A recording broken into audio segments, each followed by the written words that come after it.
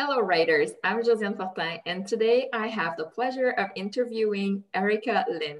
So, Erica is the self published author of a book which is called Seven Techniques of Healing. And thank you so much, Erica, for being with us today. And please tell us a little bit about you and what you do. Oh, you're welcome. Thank you so much for having me on your show. I'm so excited to be here.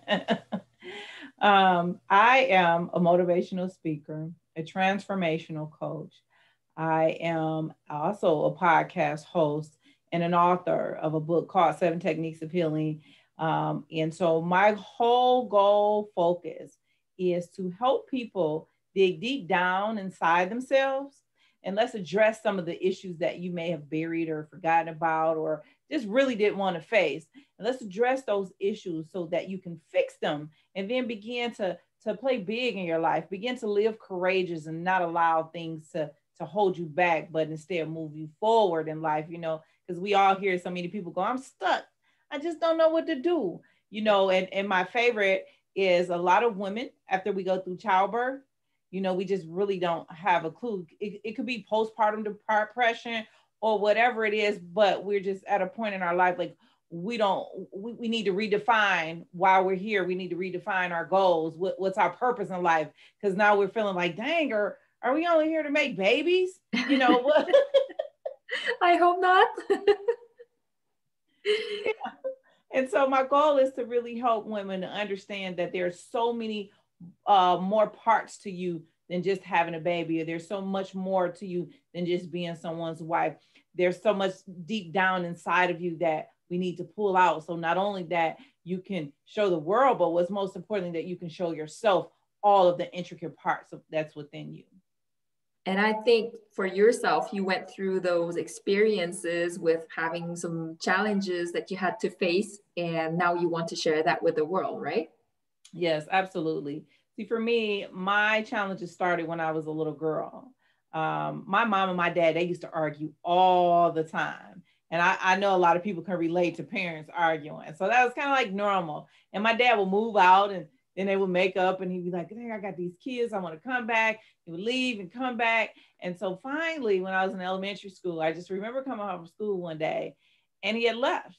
But this time he wasn't coming back. And I remember sitting in the window waiting for him to pull up.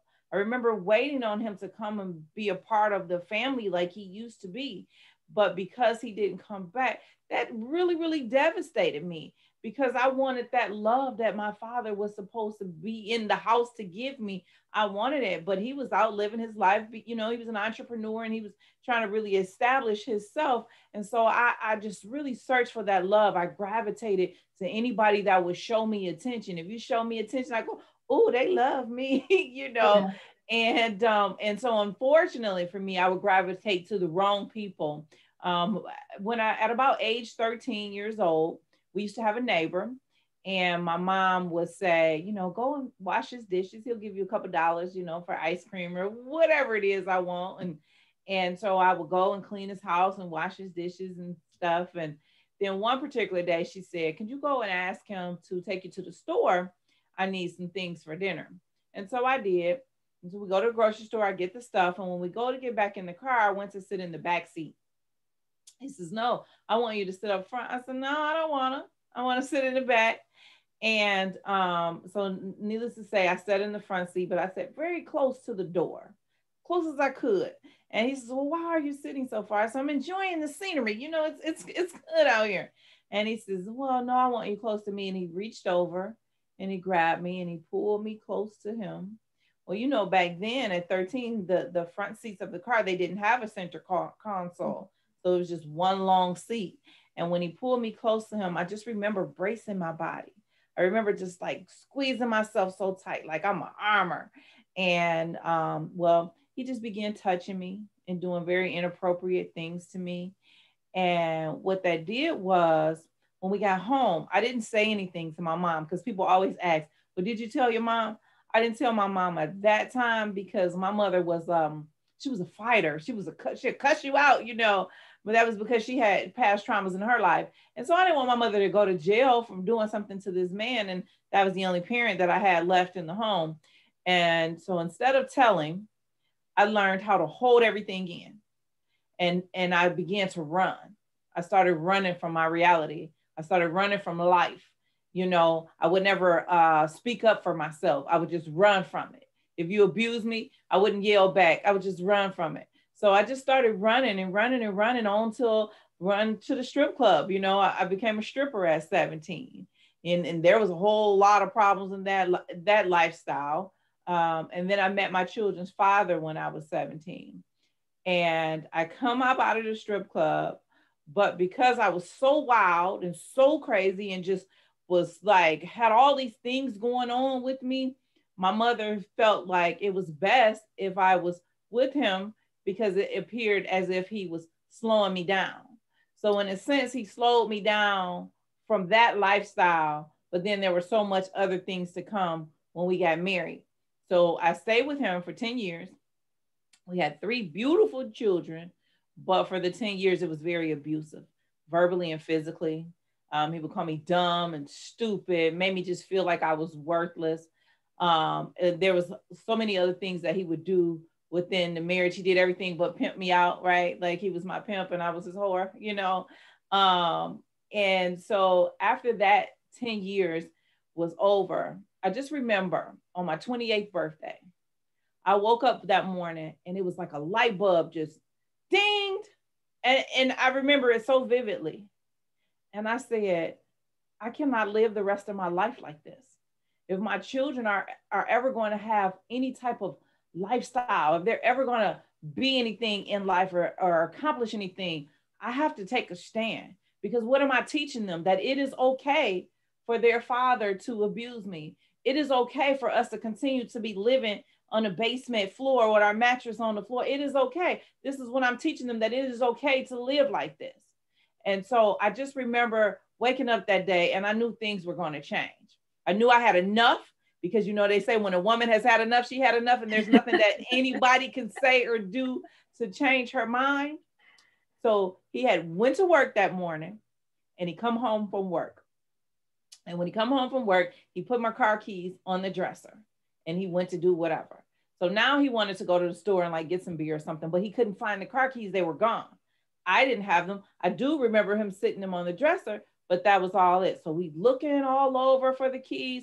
First, I didn't want to help him. I was being stubborn, but that's because I told you I had enough. I was like, I don't care if you find the keys or not. But then he started looking and we started arguing and we started snapping at each other. And then it gets quiet. Then something said, why is it so quiet? You better go and check on him. I went outside. My car was no longer in the driveway. How do you get a car out of the driveway without no keys? Well, he went and got one of the street neighborhood mechanics to come over and bust up my entire steering column, get up under the car and unhook the shift so you can put the car in neutral and push it out the driveway.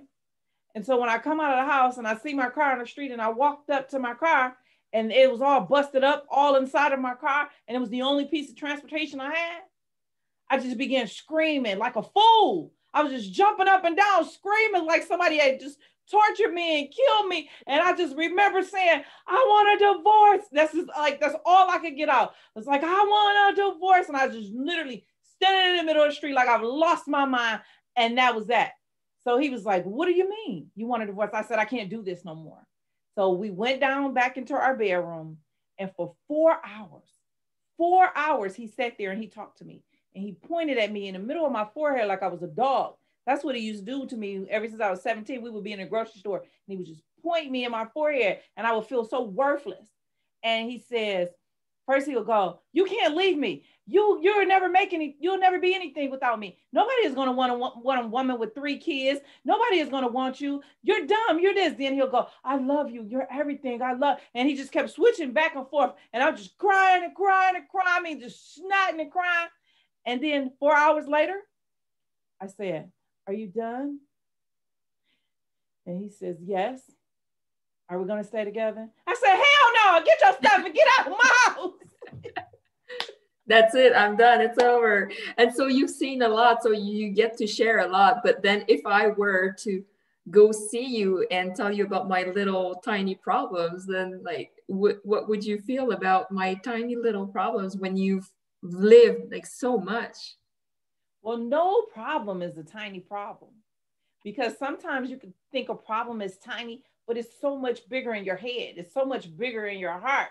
And so it's for me to help you identify what is causing that problem to be so big to you so that we can fix it. So there's no such thing as a tiny problem. Everybody go through something. Because you know, when we talk about the woman that's married with children and she's in the house with her husband and you guys have the perfect little family. It's beautiful on the outside.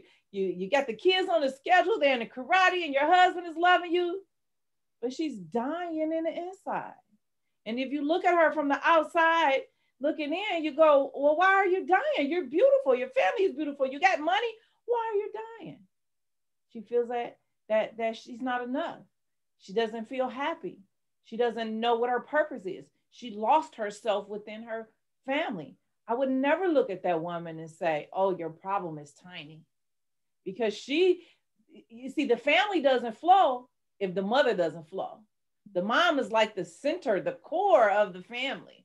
And so my goal would be, no matter what your problem is, let's work on it. Let's fix it. Let's address it. So I really love how you explain that. Like it's so clear to me when you explain it that way. And I was wondering, this is a podcast about self-publishing. So why did you decide to write your first book? I always like to ask this question to people who come on the podcast. Yes. Well, the reason why I decided to write my first book was this. I was suicidal. I wanted to commit suicide. I wanted to just throw in a towel because everybody on the outside looking in thought that I had it all together, and I didn't. I was in financial debt so bad that I couldn't even buy groceries for like 3 weeks. So I'm over here eating canned goods and so on and so forth. But when the people came into my life that began to help me and help me transition my thinking and help me heal from the process, when I was going through that healing process, there were some key core components that I used that helped me get through it.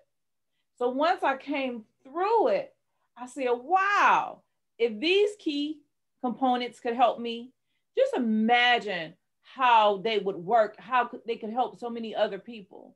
And so I felt it was my God-given right to put these key components in the book, but make it so simple that even a young child could read. Because just think, if you're sad and depressed, are you going to sit there and read a 500-page book? By the time you're going to be able to throw that book across the room. So I wanted the book to be short, simple. I wanted it to be a guide. And I wanted to ask you certain questions that you wouldn't normally ask yourself, or that you wouldn't open up to someone else. So it's almost like a counselor in a book. So you have some questions in it where like you have to fill out so that it helps you? Yeah. Yes, absolutely. It asks you very deep questions. And I always tell people that if you lie into the questions, you're not lying to me. You're just lying to yourself. And you're slowing down your process of healing, and you're slowing down your process of growth. And so, so the book, it kind of gives you that segue, because you know how so many people don't know what they need. Like, I don't know if I need a therapist. I don't know if I need a counselor. I don't know if I need a coach. I don't know if I need drugs and medication. You know, the book guides you and help you to decide what you really need. You know, so it's like that stepping stone that you can get for $10. You know, whereas counselors and coaches, they cost much, much more. And so this is like that first step to guiding you in the right direction of where you need to go after the book is over. Sounds great. And how long did it take you to write this book? It took me about 3 months, if that, about 3 months. Probably not that long, but you know, you have to go through the editing process and so on and so forth. But I remember my father had passed away Halloween of 2017. And I had gotten to the chapter where I had to write about my dad. And I remember telling the story about he and I in the book, and I just started crying. It's like 5 a.m. because I don't know about other people.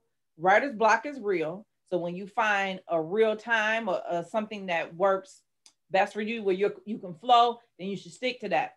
So I would get up at 4 o'clock in the morning and I would write, till about 8 every day until it was done.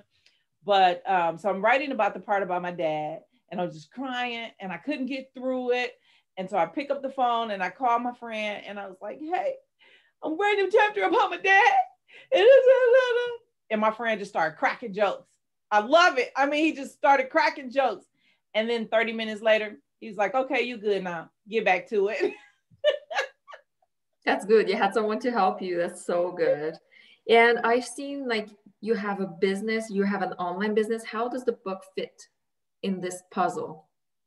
Well, the book, again, like I said, is like the start of the process. I do a one-on-one group coaching. Everything is virtual now. And so I do a one-on-one group coaching, one-on-one coaching, but then I also do a group coaching program. And the first steps of the coaching program is the 7 techniques of healing, because the 7 techniques of healing really takes you through identifying what's going on. Let's peel back the layers. A lot of people need an accountability partner. A lot of people need someone to help push them. A lot of people need someone to pull something up out of them. So this book really, really gets you started so that when we get started working together, I already know the bones. I just need to add the meat and the potatoes. Awesome. And what advice would you like to share to someone who is dreaming of writing a book? Oh, do it. Just get started. Don't think about what the book is going to be about. Don't think about what the title is going to be about. Don't worry about any of that. Just absolutely write whatever comes down into your head. Just write it. I don't care. Write it. And most importantly, find out the times that your brain works the best, meaning when the phone is not ringing and you're not going to be checking your social media, you're not checking your emails, the kids are asleep, the dog is resting. Just get up and just start writing, because halfway through the book or a partial way through the book, you're going to go, okay, I see where it's shaping me and guiding me. And later on, you can go back and change and edit, but just keep writing. Just get started. Don't worry about what Susie wrote about. Don't worry if you're competing against John.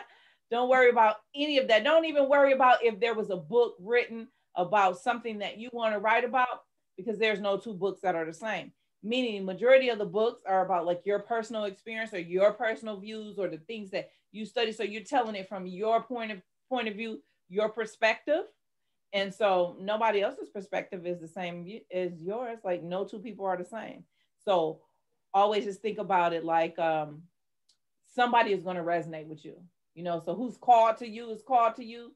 So don't worry about if, they just bought the next bestseller from somebody else. You're going to be next. So just get started. I love that advice. Thanks for sharing. And when you started writing, did you already know where you would self-publish, or did you decide afterwards? I kind of had a team that was pushing me. So on the website, as you can see, I have a free download. And the free download, I had to write it.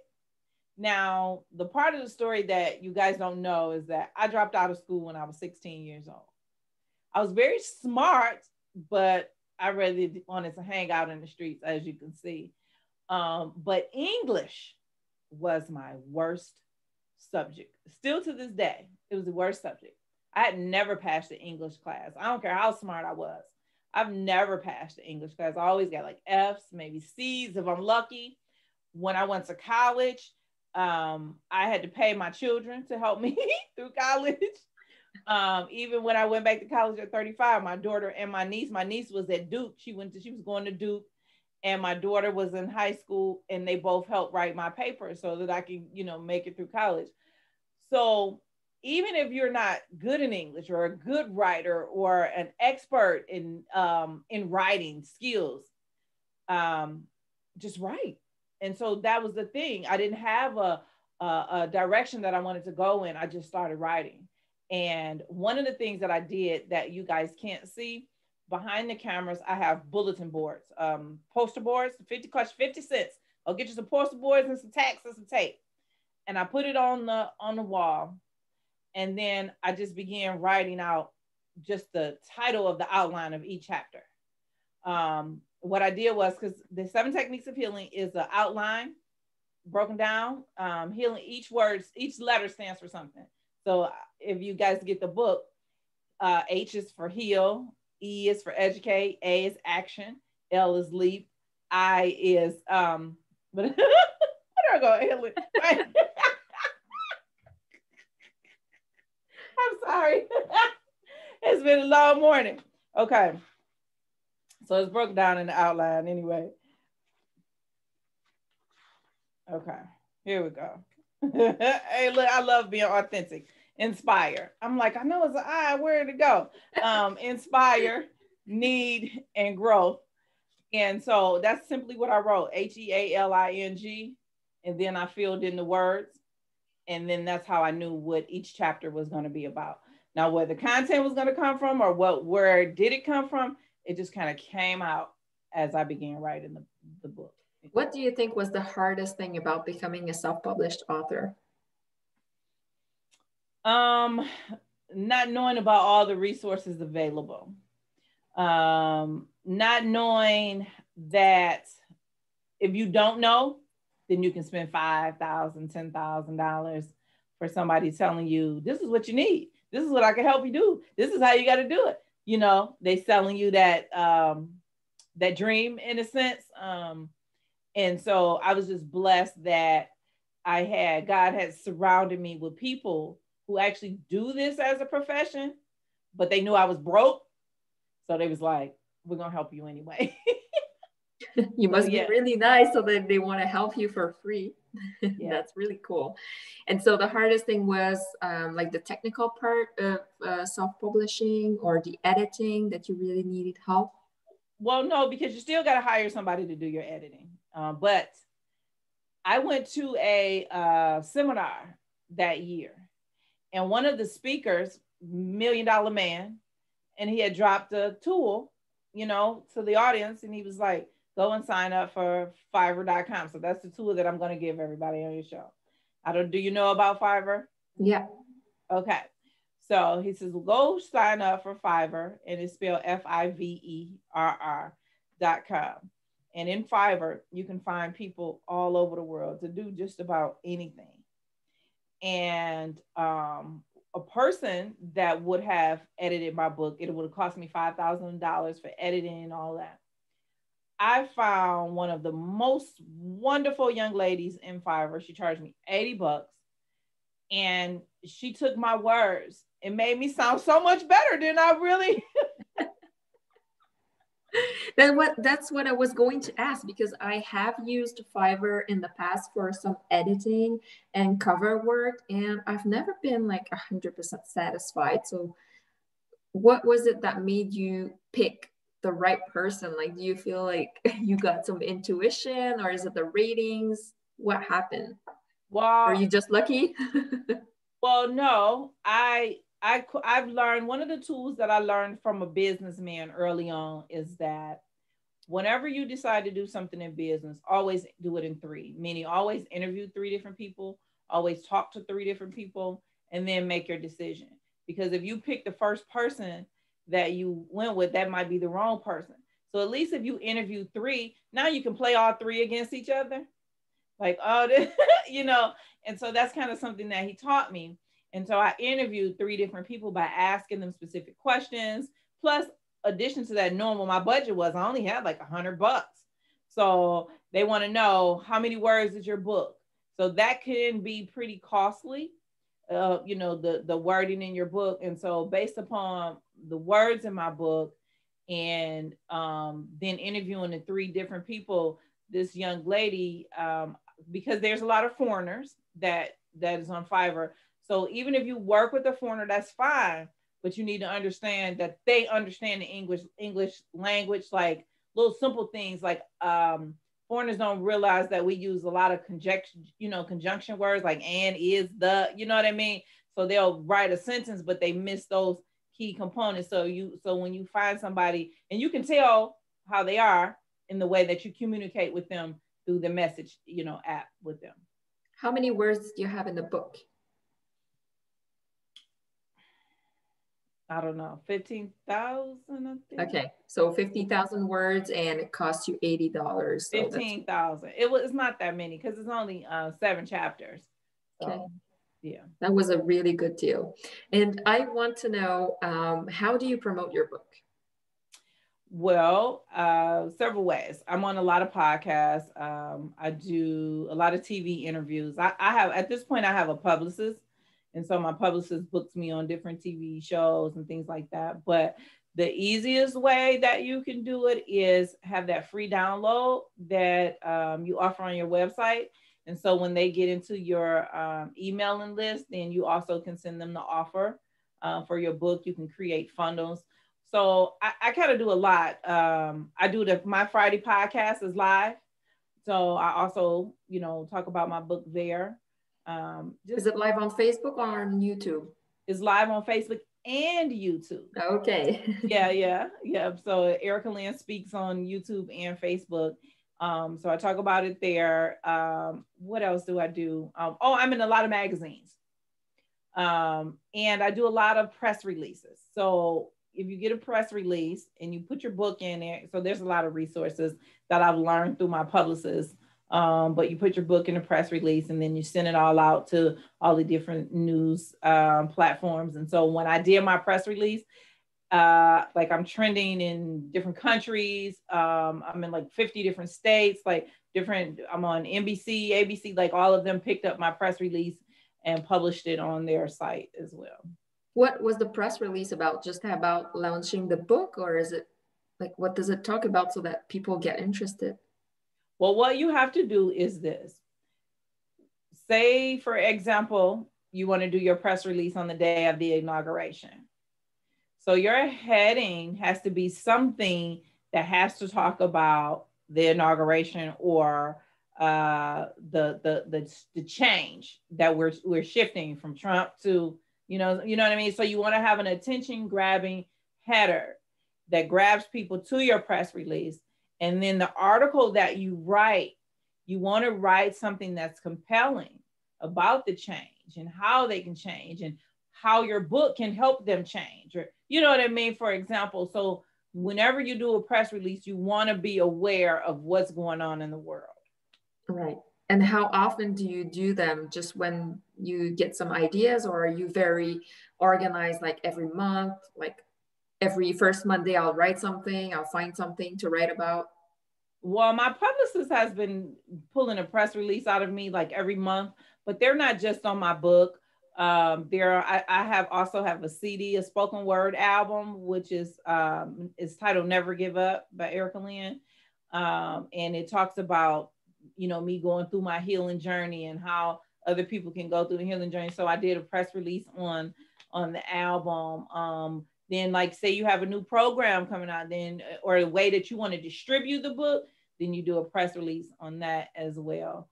But when you do the press release, all your key components has to be there because you add it to the press release. So they have to be able to click on like your YouTube channel if you're going to add it, or click on your website, or you know what I mean, or where they're going to purchase the book from.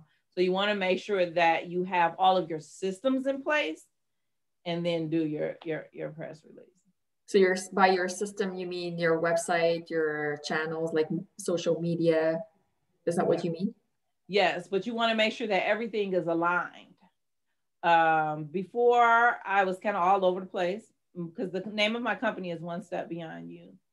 And my publicist kept saying, One Step Beyond. And I would be so upset because if you Google One Step Beyond, it's a black and white movie from back in the day about death and sorcery or ghosts.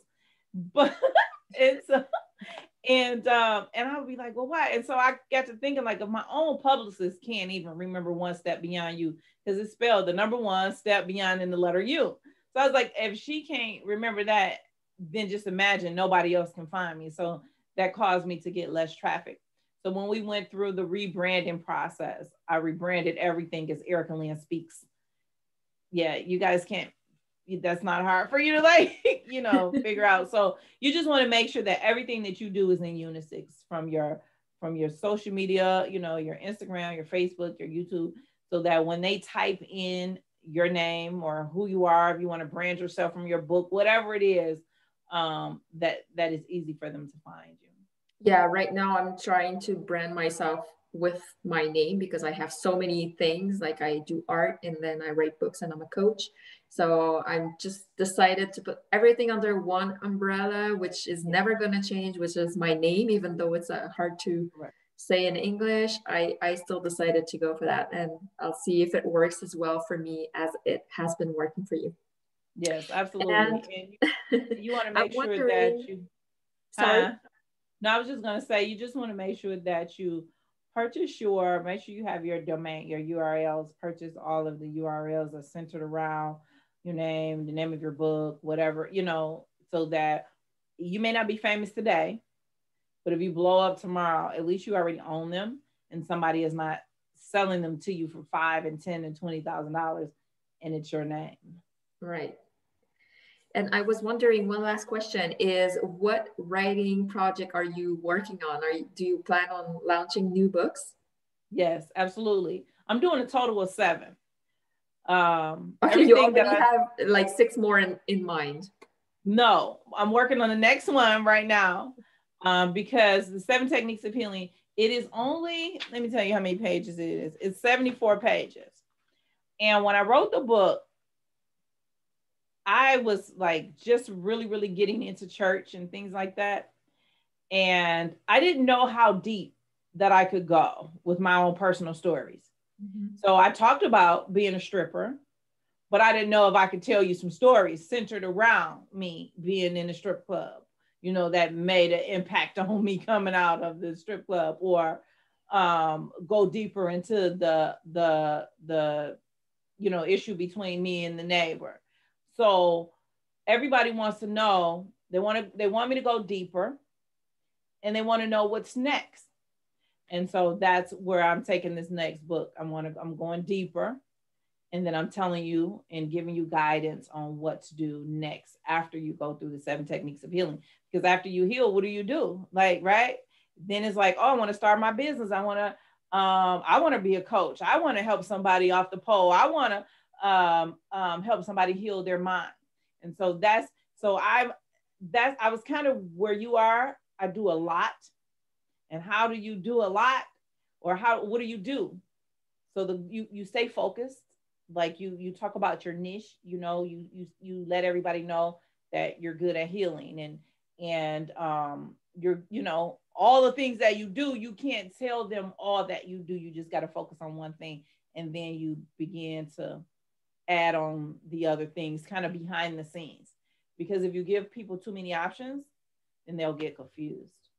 Right. That's really hard for me to try to focus on just one thing. I just like to be all over the place. I just find it so much fun to just touch on a lot of different things. So that was so interesting talking to you. Thank you so much for being on the podcast. I'd like for you to share where can people connect with you, and I'll make sure to share those links in the show notes, but please do tell, where do we find you? Absolutely. You guys can go to my website. That's ericalynnspeaks.com, EricalYnnspeaks.com. Or you can find me on all social media platforms. That's Twitter, Instagram, YouTube, and Facebook. Erica Lynn Speaks. That's all you got to do is type in and find me. And the book, 7 Techniques of Healing, you'll find a link to it on my page. The 7 Techniques of Healing, and it's being sold at Amazon and on Barnes and Noble. What I'm doing right now is I am getting ready to come out with a new program. So right now we have the One Step Beyond You Signature Core Coaching Program. And so it's all kind of automated in the sense you're able to go into the system, go through the program, and then every week I come into the program and you'll have me live, where you can do a live Q&A, ask me whatever you want to ask me, and I will respond and get you that answer. And if it's something I don't know, then I'll, get the answer for you. But then primarily I bring in other professionals that can give you other tools and techniques that you can use so that you can move forward. And then coming up new would be the One Step Beyond You Academy. to where we're going to take you higher and higher, because the whole goal is living courageous. And so my job is to make sure that you don't allow anything to stop you. But I want you to live courageous so that you can move forward and open up as many businesses as you want. That's so interesting. So thank you so much for sharing that with us. And thank you for being on the podcast. Oh, you're welcome. Thank you so much for having me.